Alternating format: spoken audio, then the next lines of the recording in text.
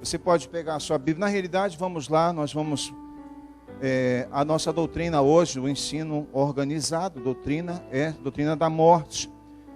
Romanos 5,12, você pode ler comigo. Nesse caso está na tela, você pode ler, por favor. Pelo que, como por um homem entrou o pecado no mundo, e pelo pecado a morte, assim também a morte passou a todos os homens, por isso que todos pecaram. A declaração doutrinária que a gente começa é esta. Pode ler comigo. A morte não é um fenômeno natural na vida humana, como explica a filosofia. Ela é o quê? Leia.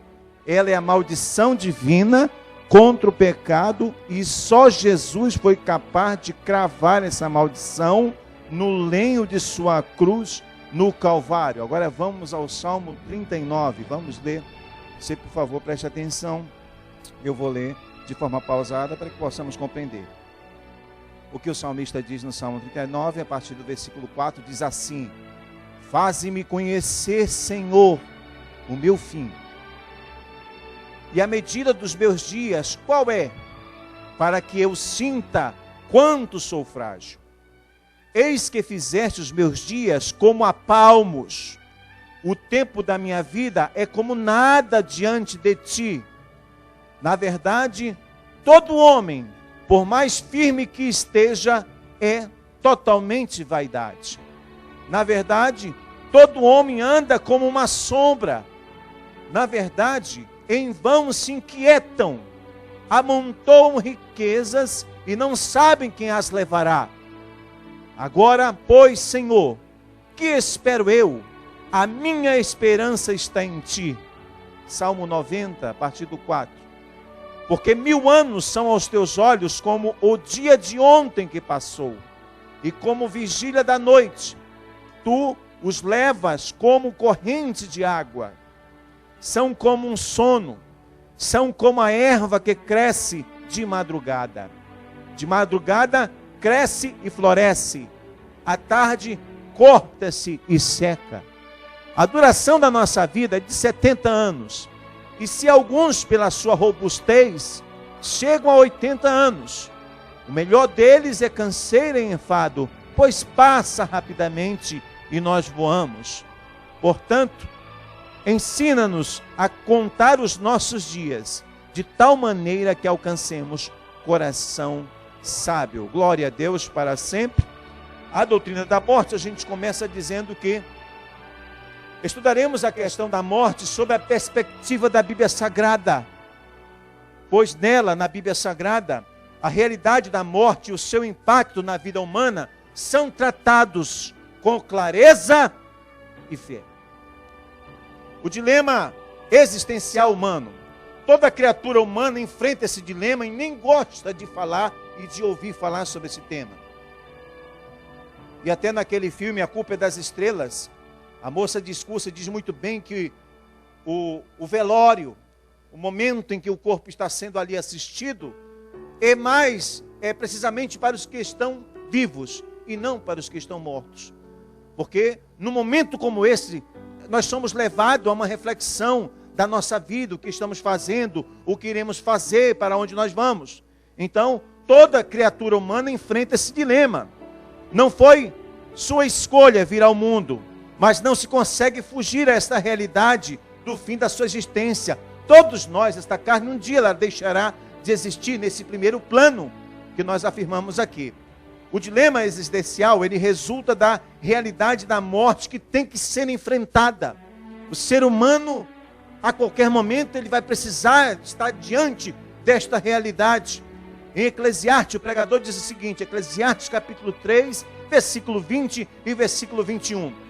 Todos vão para um lugar, todos são pó, e todos ao pó voltarão. Esta é uma lei.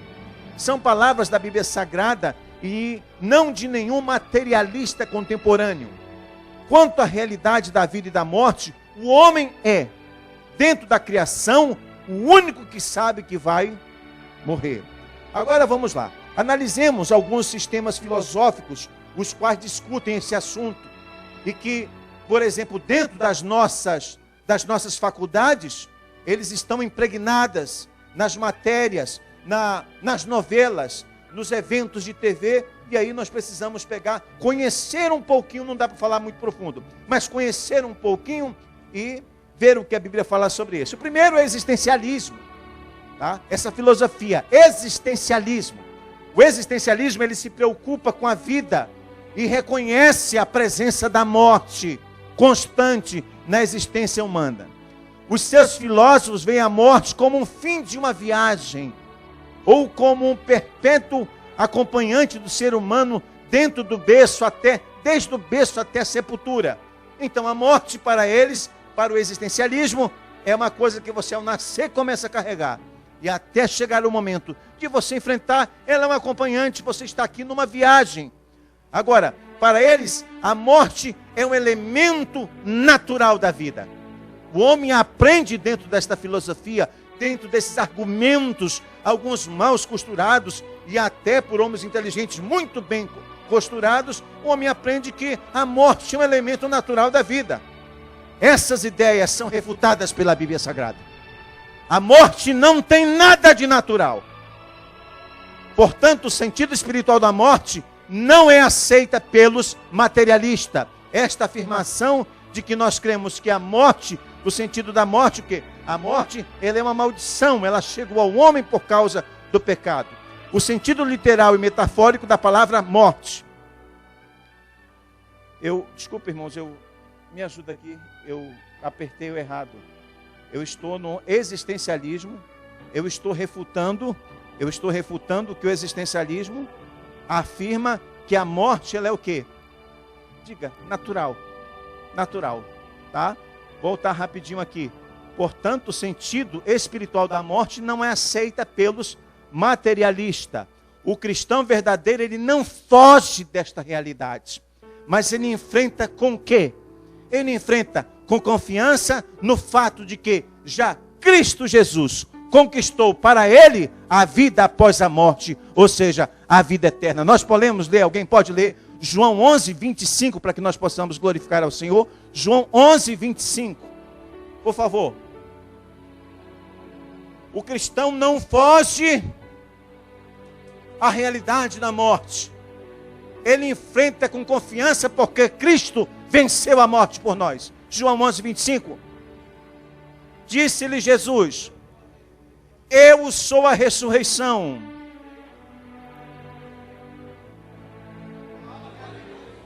Aleluia. Disse-lhe Jesus: eu sou a ressurreição e a vida. Quem crer na igreja evangélica Assembleia de Deus, viverá. Glória a Deus para sempre. Amém? Não. Quem crê em mim, ainda que esteja morto, viverá. Essa é a nossa fé, irmãos. A nossa fé é esta. A gente sabe que a morte é o quê? Certo? É um inimigo a ser vencido. Enquanto o existencialismo, nas suas filosofias na faculdade, pregam que isso é uma coisa natural. Então, é claro, lógico, evidente. O cabra está com 30 anos, maravilha. A morte é um companheiro natural, faz parte da vida. Isso faz parte da vida. Você já ouviu isso? Alguém pegar e dizer, faz parte. Chega no velório, faz parte. Está na faculdade, faz parte. Está na tribulação, faz parte. Está com câncer, faz parte. Então, não é assim. É algo sério. Nós enfrentamos, nós como crentes em Jesus, sabemos da realidade da morte e que ela é poderosa. Por isso nós cremos em Cristo Jesus, porque Ele é a ressurreição e a vida. Aquele que ainda esteja morto, crendo nele, viverá. Glória a Deus para sempre. Terceiro ponto que nós podemos observar aqui, uma palavra que talvez vocês não tenham ouvido ainda. O estoicismo. Estoicismo. Os estoicos seguem a ideia fatalista de que ensina que a morte é algo natural e nós devemos admiti-la sem temer, uma vez que os homens não conseguem fugir desse destino. Um procura fugir, o outro procura fazer o quê? Procura fazer com que você enfrente, você pegue e aceite. O quarto é o platonismo. O filósofo grego Platão ensinava que a matéria é mais desprezível. Só o espírito é que importa. Porém, amados, não é assim que nós, cristãos, cremos. Não é assim que a Bíblia Sagrada ensina. A Bíblia Sagrada ensina o quê? Que o corpo do cristão a despeito de ser uma casa material, temporária e provisória, ela também é o quê? É templo do Espírito Santo de Deus. Nós temos sobre nós uma tricotomia. Este corpo, nós temos uma alma. A alma é o quê? A alma é a sede da inteligência, da vontade e das emoções. A alma, dentro dessa tricotomia, sou eu. Diga, sou eu. A alma, sou eu. A psicologia chama de psique. Também chama-se de personalidade. Uma pessoa que é muito forte no temperamento, a gente de forma mal aplicada, nós dizemos que essa pessoa tem uma personalidade forte. O correto é você pegar e dizer que esta pessoa tem um temperamento forte, que essa pessoa pode ser determinada, que essa pessoa ela é enfática. Isso você pode pegar e dizer. Mas a personalidade, ela é o quê? É a alma do homem. E a alma do homem é a sede da inteligência, da vontade e das emoções. Agora, este corpo não tem problema. Esse corpo ele vai para o pó. Ok, calma. Porque esse corpo ele é um tabernáculo. Ele é uma habitação de si mesmo, de nós mesmos. E ele é o quê? É o templo do Espírito Santo de Deus. 1 Coríntios 3, 16 e 17. Por isso você deve ter cuidado com ele. Vamos ler. 1 Coríntios 3, versículos 16 e 17. Pode ler. 1 Coríntios.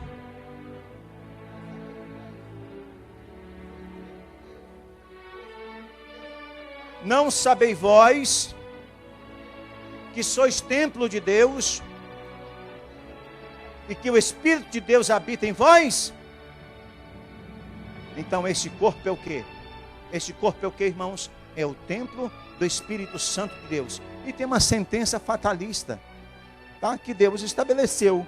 Aquele que destruir esse templo, o que Deus vai fazer? Vai quebrar o galho. Vai quebrar o galho da pessoa. Vai ajudar essa pessoa. Não tem problema você acabar o corpo. É isso que está escrito? Não. Leia de novo.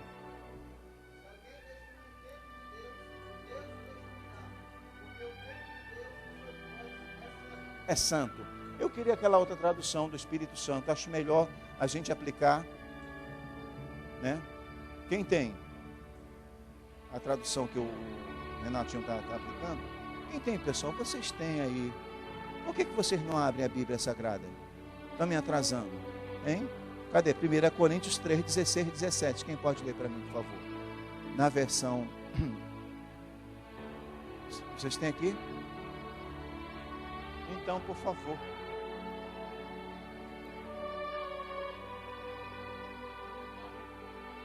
Olha, outra vez, vai devagar, outra vez. Vocês não compreendem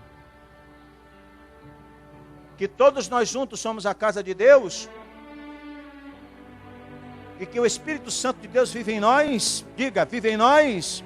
Quando nós aceitamos a Jesus Cristo como Salvador, o penhor de Deus vem sobre nós. Quem era o penhor de Deus? Quem é? É o Espírito Santo. No momento que a pessoa confessa Jesus Cristo como Salvador, ela vem aqui, aceito Jesus como meu Salvador. A confissão tem que ser pública. Você pode até ter aceitado Jesus Cristo dentro do teu quarto. Você teve uma experiência dentro do seu quarto. Você teve uma visitação, uma teofania, seja lá o que for. Aí naquele momento você declarou: eu aceito Jesus como meu Salvador. Eu vou passar a ser crente. Mesmo assim, você precisa fazer a confissão pública de fé. Aquele que me confessa diante dos homens, eu confessarei diante de meu Pai que está no céu. Aquele que me nega, eu também negarei. Vamos pegar, ver onde é que está esse trecho para dizer para os irmãos. Em Mateus. Aquele que me nega, eu também negarei. Mateus o quê? 10:32. Agora veja só. Na noite que você aceita Jesus como Salvador, há o penhor de Deus, o Espírito Santo que é Deus, ele vem habitar em você. Aí o que acontece? O espírito do homem é regenerado. É regenerado. A alma não é regenerada. A alma ela entra no processo chamado o quê, pastor Reginaldo? Um processo de santificação até chegar o quê? Ao estado de santo. Quando chegar no estado de santo, é porque você já chegou no céu. Mas é o Espírito Santo de Deus que habita. É o milagre que ocorre dentro do seu coração. E é por isso que o crente tem essa força. Tem essa força, ele tem essa determinação. Como o pastor estava pregando. Ele faz o poder que Deus dá sobre a vida dele. O mar se torna um livramento.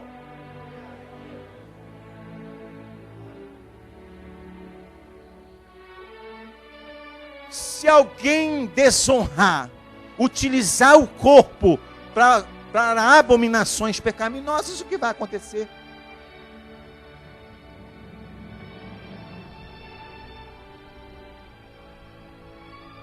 Ai! O que foi agora? Não deram glória a Deus por quê? Quando é aqueles versículos, somos mais do que vencedores, chega a pessoa, levanta, glória a Deus. É ou não é?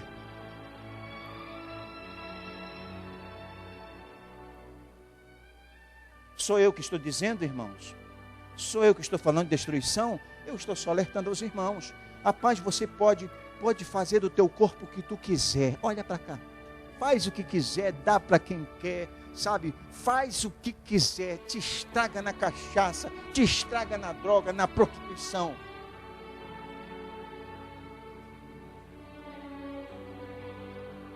Só que, queridão, ó, para Deus, um dia são como o quê? O dia vai chegar. E é isso que o cristão aqui na terra, nós crentes, nós pegamos e nos apercebemos disso. A gente pega, põe a barba de molho. A gente pega e luta com o Espírito Santo no sentido de vencer o pecado. Somos templos do Espírito Santo. Querido, pode reparar isso aí. Quando Abraão queria encontrar Deus, o que ele fazia? Ele fazia um holocausto. E lá tinha uma teofania. Sim ou não? Vamos lá. Depois de Abraão, vamos para a lei. Tá? Quando Moisés queria encontrar Deus, o que ele fazia? Holocausto é a mesma coisa, sacrifício. Ou lá no monte. Quem mais? Vamos aqui. Começando desde João Batista. Quando João Batista encontrou Deus, como é que foi o encontro de João Batista com Deus? Hein? Como é que foi? Eis o Cordeiro de Deus que tira o pecado do mundo. E nós? E nós? João 14. O que diz João 14? Credes em Deus, na casa de meu Pai. Se não fosse assim, vou preparar lugar e voltarei. Voltarei para quê? Que mais? Vai. Vamos ver. Como é que é a nossa experiência com Deus? Pega aí, abençoado. Pega aí. Pega aí João 14.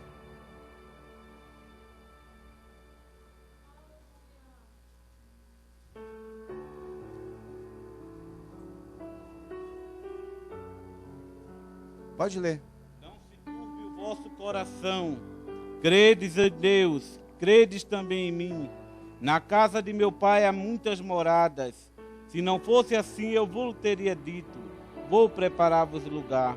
E se eu for vos preparar lugar, virei outra vez e vos levarei para mim mesmo, para que onde eu estiver, estejais vós também.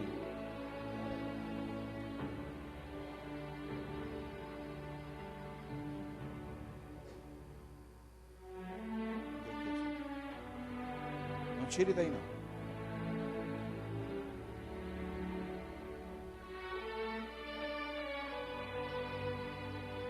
Doze. Acharam 12? Na verdade vos digo, que aquele que crê em mim também fará as obras que eu faço, e as farás maiores do que esta, porque vou para o meu Pai.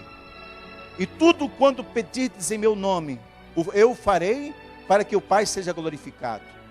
Se pedirdes alguma coisa em meu nome, eu farei. Se vocês me amam, guardarão os meus mandamentos. E eu rogarei ao Pai, e Ele vos dará outro Consolador, para que fique convosco só na dispensação da graça, só nos finais de semana, só quando vocês vierem ao culto, sim ou não? Quanto tempo? Para sempre. Ele vos dará outro Consolador. Quem é o Consolador? Quem é o Consolador? O Espírito Santo. Tá? Para quem, pessoal? Para que fique convosco para sempre. Espírito da verdade que o mundo não recebe, não vê nem conhece. Mas vós os conhecereis, porque habita convosco. Habita, olha. O Espírito Santo habita onde? Ó. É Ele que fala conosco sobre essa questão. Olha para mim. Entenderam, pessoal? É por isso que o crente é essa pessoa diferente. é uma pessoa mais determinada. Que quando ele tem fé, ele faz coisas que agradam a Deus. Porque o Espírito Santo dentro dele é Deus dentro dele. Ele não se torna uma pessoa gigante. Só a morte espiritual por causa do pecado é que torna um homem um derrotado, um atribulado, um derrotado. Quando o homem peca, é claro, nós temos o Espírito Santo, mas nós temos que ter cuidado com uma coisa. O Espírito Santo, ele se ofende facilmente. Você precisa ter cuidado em não entristecer com ele, não entristecê-lo através do pecado. E como nós falamos aqui, o existencialismo, a morte é o quê? A morte, não, a morte faz parte, é natural a morte, né? O estoicismo, o platonismo, tá? O platonismo, só o que interessa é o espírito. Só o espírito que? Uma vírgula. Esse corpo que depois que você aceita Jesus, o conselho qual é? Tá? Entregue os seus membros para quê? Para a glorificação do Senhor. Não entregue para você o quê? Para você pegar e pecar. O corpo do cristão, a despeito de ser uma casa material, temporária e provisória, é o quê? É templo do Espírito Santo. Nós somos ensinados a proteger o corpo para a manifestação do Espírito Santo de Deus. A definição bíblica da morte como segunda parte. Primeiro, o sentido literal, metafórico da palavra morte. Letra A é o quê? Separação. Então, o dia que alguém pegar e lhe perguntar, ô irmão João, o que é morte? Morte é separação. Porque alguém, rapaz, olha, vai por mim. Os filósofos, bicho de casco grosso, chegam. O que é? Já chegaram comigo e disseram assim, pastor Ivan, o que é a morte? A morte é um anjo. O que é a morte, pastor? É o quê? É um anjo? Como é que é? Uma pessoa? Como é que é? Está aqui a resposta. Número 1, a morte é separação. No grego a palavra morte é thanatos, que quer dizer separação. Diga, a morte é separação. Mais forte, a morte é separação. A morte separa a parte material, separa o corpo do imaterial do ser humano. Corpo é a parte material. O imaterial, que é o homem interior, é a alma e o espírito. A matéria volta ao pó e a parte imaterial separa-se e vai para o mundo dos mortos, classificamos assim. O mundo dos mortos também chamado de quê? Sheol, Hades, onde jaz no estado intermediário entre a morte e a ressurreição. Digam comigo, estado intermediário entre a morte e a ressurreição. Mateus 10, 28. Qual é o conselho de Mateus 10, 28? Quem pode ler para mim? Quem pode se preparar para ler Lucas 12, 4? Quem pode se preparar para ler Eclesiastes 12, 7? E quem pode se preparar para ler Gênesis 2, 7? Mateus 10, 28, por favor.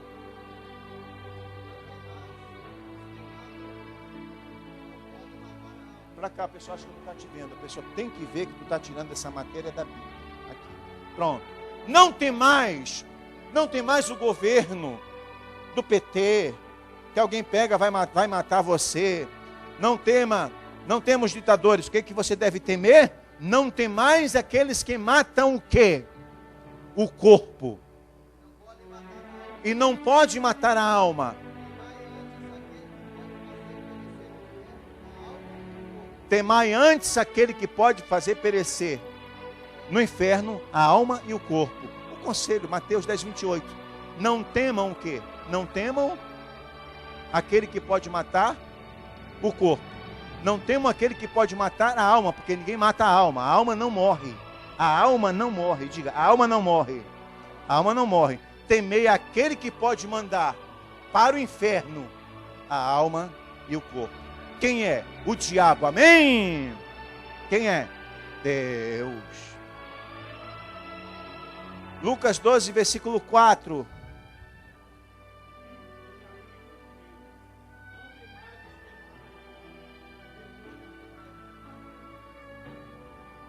Não tem mais os que matam o corpo. E depois, chapéu.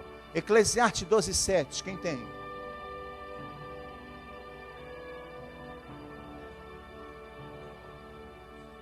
Pronto. O espírito aí é o quê? É a alma do homem. Porque o homem se tornou, Gênesis 2, 7. Alma vivente. Vamos lá. Isso. Opa, não, repete de novo, bem forte, varão.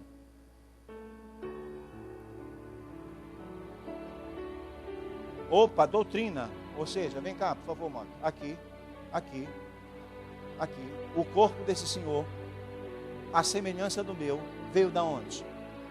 Do pó da terra. Agora o espírito que ele tem, a alma que ele tem, veio do quê? Mas como é que Deus fez? Soprou, tá? Né? Soprou sobre ele e ele se tornou alma o quê? Alma vivente. O que era de Deus, o que é parte de Deus, passou a ser ele. Por isso a alma não morre.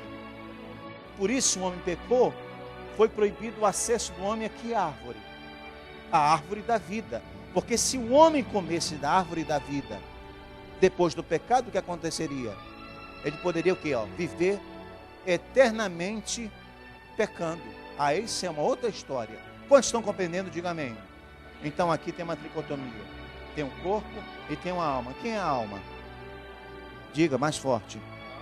Isso, a alma é você. Quem é o corpo? Isso aqui é um corpo. Pode pegar, não vai reagir, porque é um corpo. Não tem alma. Mas se você pegar, cutucar essa pessoa, ofender essa pessoa, vai reagir porque ele tem alma. Entenderam, pessoal? Tá? E esse corpo, ele morre, ele tem um tempo de vida. O que mais? Gênesis 2,7. Obrigado, irmão. E o homem se tornou alma vivente. Tá? Segundo ponto. Saída ou partido. O que é a morte? Primeiro é o que, irmãos? O que é a morte? Separação do que? Da parte material do imaterial. Tá? Segundo, a morte é saída ou partida, ou seja, a morte física é como a saída de um lugar para o outro. Ou seja, você sai desse mundo e vai para onde? E vai para o mundo espiritual. Tá? Lucas 9:31. Não, pegue por favor só 2 Pedro, capítulo 1, 14 e 16. Quem pode ler, por favor?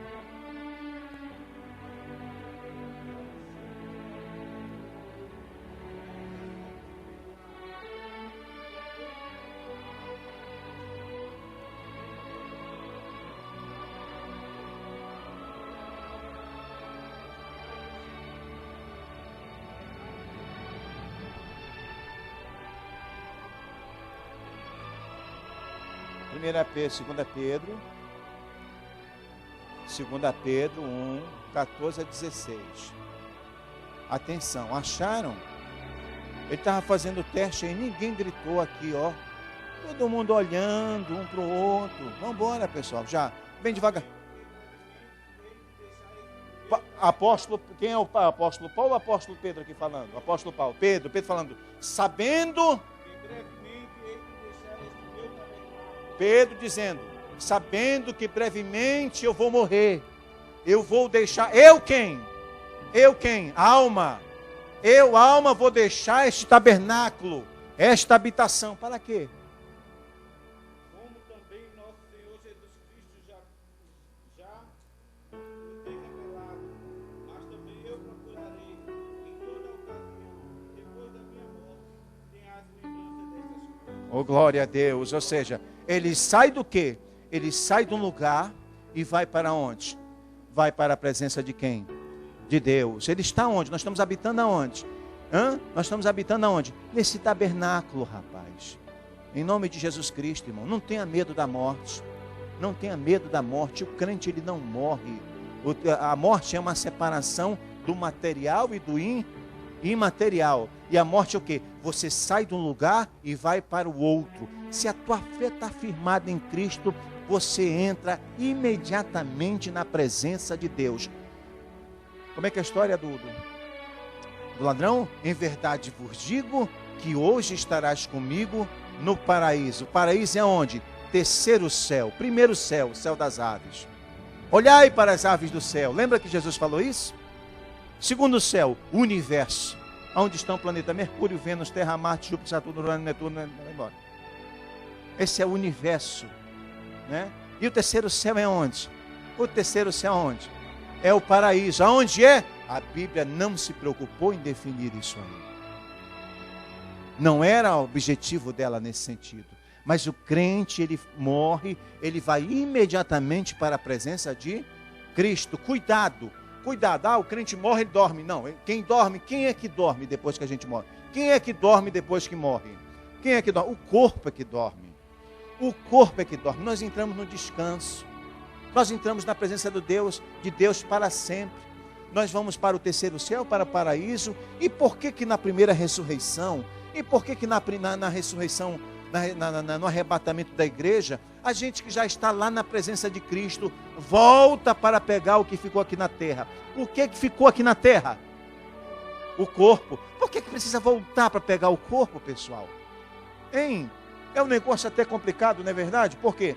Porque, por exemplo, no tempo dos mártires, Herodes e companhia queimaram o quê? Queimavam os cristãos.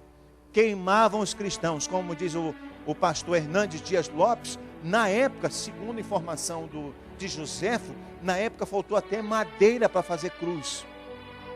Porque eram tantos cristãos crucificados e queimados vivos, que não tinha cruz suficiente. Esse pessoal que pegou fogo.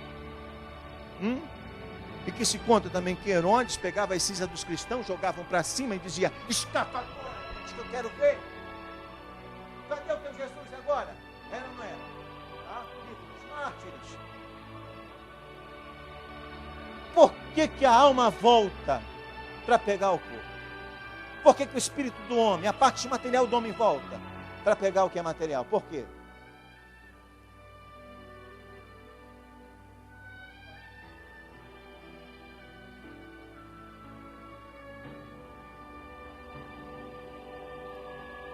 Muito bem, respondam comigo. Para que nenhum dos inimigos de Deus digam que o que ele fez não é perfeito. É perfeito, sim.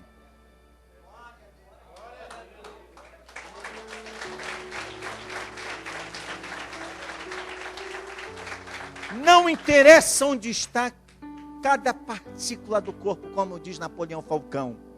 Chorando, ele diz na sua pregação: Deus sabe aonde está cada parte do corpo do homem. Entender, irmãos, isso é um milagre, é fé. É fé. Por isso você deve ter cuidado em fazer uma faculdade de teologia. Porque infelizmente nas nossas faculdades de teologia, e fala isso para quem quer fazer faculdade de teologia, na faculdade de teologia estão os liberalistas. Os liberalistas que eles chamam a atenção para a inteligência do homem, para o momento que nós devemos ter a inteligência do homem, aquilo que não cabe na tua inteligência, não aceite. Ora, veja só uma coisa, como que um Deus, a Bíblia começa dizendo façamos, e depois declara um único Deus, e termina dizendo um único Deus. Como vamos crer? A Bíblia afirmando que é um único Deus, mas a gente verifica a subsistência de três. Nós não somos politeístas, nós cremos num Deus, mas tem na Bíblia Sagrada três pessoas: o Pai, o Filho e o Espírito Santo, e a Bíblia diz que é um Deus. Como a minha mente inteligente vai aceitar isso? Como que a minha mente inteligente vai pegar e aceitar dizendo que Deus, ele é maior do que todo o universo? Nós não temos nem a dimensão do universo. E ele cabe dentro da barriga de uma mulher. Nasceu, se tornou carne, o Emanuel esteve aqui, viveu entre nós, passou pelo processo da paixão, morreu, ressuscitou o terceiro dia. Mais de 500 viram o Cristo ressuscitado. Como vamos crer nisso? É porque o liberalista diz que você tem que aceitar aquilo que a sua inteligência cabe. Mas o que nós estamos falando é o quê? A Bíblia Sagrada é por fé. É fé no que você está vendo, no que você está sentindo, no que está sendo ensinado ali. É isso que nós estamos falando. Então a morte, a ressurreição do corpo, aonde está a parte dos corpos, aonde estão os 148, que infelizmente foram levados pela tragédia da queda do avião, Deus sabe exatamente onde está cada um. Então a morte é a separação do material do imaterial. A morte é uma saída de um lugar para o outro. E a morte é uma cessação. cessa a existência da vida animal física, mas não espiritual. O espiritual continua. Mateus 2:20, por favor.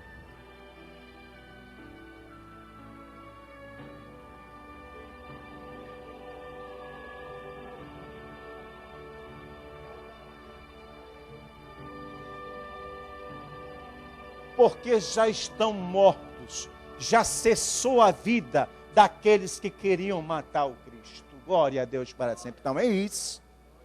É isso. A morte, no sentido aqui da nossa realidade, ela cessa.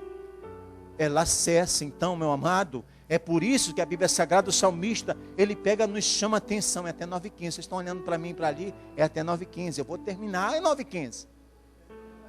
Hein? É por isso que o salmista, ele pega, diz o seguinte, ele pega chamando a atenção, principalmente de uma pessoa que tem mais de 40. Quem tem mais de 40 como eu, sabe que o nosso tempo é pouco. Que a gente precisa agora usar sabedoria. Ensina a contar os nossos dias de tal maneira que alcancemos uma alma, um coração sábio para construirmos. Entenderam, irmãos? Porque depois cessa, só fica a história. E a Bíblia diz que aquele que se for encontrado, achado, santificado, fiel, a história dele permanece. E aquele que deixou, que um dia estava, que deixou, que se desviou, a história é o quê? Ela, diante de Deus, ela cessa. Rompimento. A morte, além de ser o quê? Primeiro, separação. Segundo, passagem de um lugar para o outro. Terceiro, cessar a vida. E agora, rompimento. Ela rompe as relações naturais da vida material. Não há como relacionar com as pessoas que depois morrem. A questão, nós temos, eu, por exemplo, estudei muito esse caso. O caso do espiritismo. O caso de contatos de homens com mortos, totalmente proibido pela Bíblia. A ideia de comunicação com as pessoas que já morreram é uma fraude diabólica, tem uma ação demoníaca por trás. Letra E, a distinção, ou seja, ela distingue o temporal do eterno da vida humana. Ela faz separação, o temporal para o eterno da vida humana. Toda criatura humana não pode fugir do seu destino eterno, ou seja, salvação ou perdição. Esse é o destino do homem. Diga comigo, salvação ou Mateus 10:28, é o último ponto. Vamos lá, 10:28, pode ler, irmão.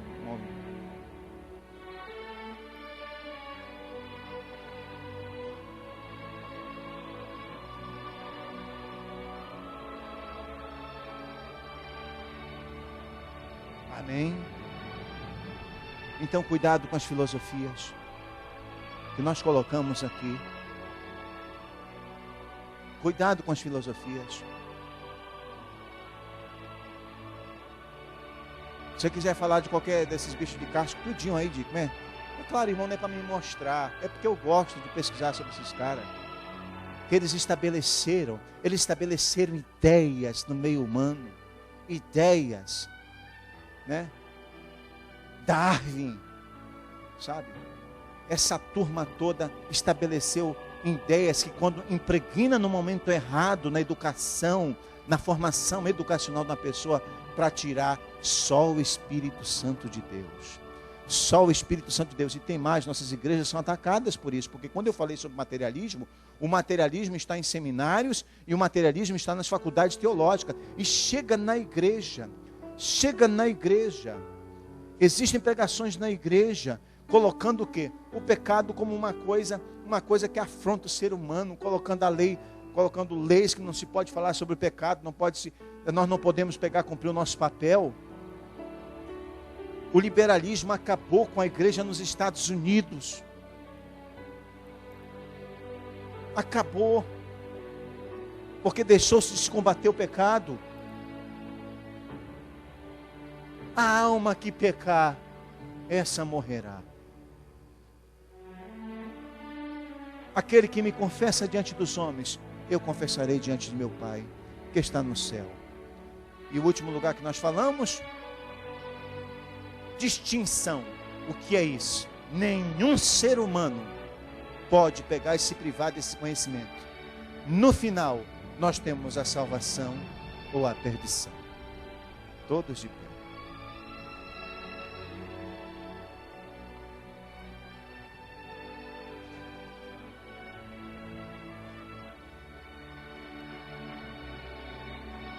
Digam glória a Deus. Digam aleluia, Jesus. Oremos. Pode orar. Pai, em nome de Jesus Cristo, nós estamos aqui nesta hora, Senhor, te agradecendo pela rica oportunidade, Senhor, que tu nos concede de estarmos nesse culto. Muito obrigado, Senhor, pela tua palavra ministrada nesta noite, Senhor, através da minha vida, do pastor Reginaldo, Senhor. Muito obrigado. Nós queremos levantar as nossas mãos e abençoar este povo em nome de Jesus Cristo.